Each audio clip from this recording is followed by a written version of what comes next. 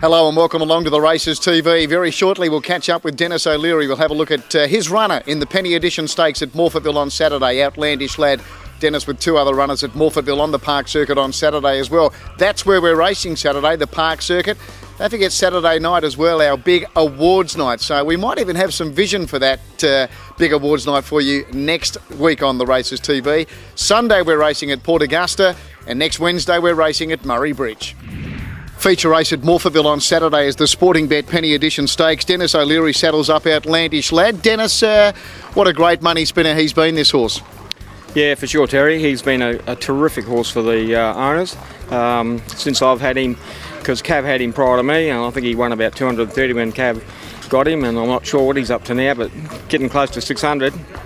He's won, first time I'd ever won a group race. He won a Group 3 Mackay Stakes, and I think he's won a stakes race with me and won a $100,000 race at Moonee Valley one night. He's been a great horse. What do we make of his two runs so far this campaign? Hasn't really shown up, the form guide says. Have you been satisfied enough? Has he needed those runs? Yeah, I think he needed them, but he hadn't been going that good. I think he had one on a really heavy track. We always felt that he likes to sting out of the ground, but I think it was just too heavy for him that day, and probably needed the run as well.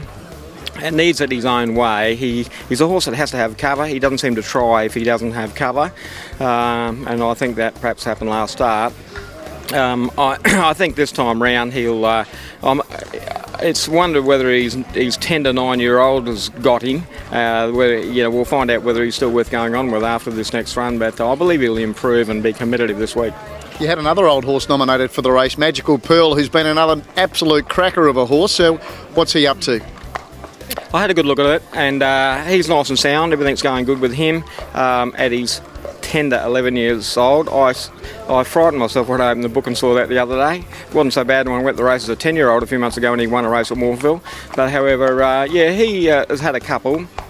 Got too far back last start. It was a really good run. His sectionals were very good. Just too far off the pace because I went so slow early. I just looked at the race, thought it was too tough. Looked at the Mildura Cup was the alternative. It was too tough as well. So we're going to save him for a restricted race in a couple of weeks, and then find a mile there for him at Morphettville. All right, can I ask you about your other two runners on Saturday? Race 1, number 2, Irish High King, formerly trained by your cousin, Michael O'Leary. Hadn't had a run for 2.5 years, and all of a sudden he bobbed up with you training him. Yeah, I actually brought him back from the southeast for some owners over at Port Lincoln looking for a horse, and in the interim they found another horse and didn't want him, so I sort of got stuck with him, and I paid for him and thought, well, I'll have a crack myself. And so he had one run back. It was an okay run. He was first up at a mile. It was a bit of a tough exercise for him. Probably will improve this week, and we'll need another run, I'll say, before we see his best. But he might make a country cupper, like Kangaroo Island and Lincoln and those sort of places. I like to go there, so it's nice to have a run on those races, and hopefully we can find some form with him, All right, and what about Just Ranger, first up, race 6, number 1? Got a good little record, and he's won twice first up in the past. Can the wily one, Dennis O'Leary, produce him to win first up on Saturday? Yes, I think that perhaps he may need a run. He's going good. I've had a few issues with him. He's been sore with us periodically, and it wasn't until a farrier shot him the other day that finally we discovered this damn abscess that had been obviously bugging him, but he wasn't answering to the hoof testers and that sort of thing, and I think that's what it might have been. And since these sort of shot him again, he hadn't been sore, and we've got the work into him. Trialled him, give him a jump out the other day. He ran second, and there's only 3 in it to Peter Moody's good horse.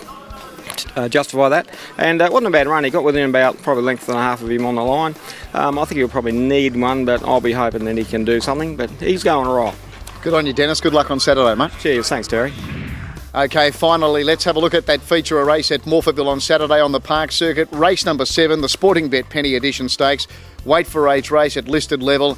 And up the top there, Riz is for Ken Sweeney. He'll be mighty hard to beat once again after his great win in the Spring Stakes. A very smart horse, as we know. Jake Stevens with Gricaro back and Extra Virgin down the bottom. Gambling Guru resuming.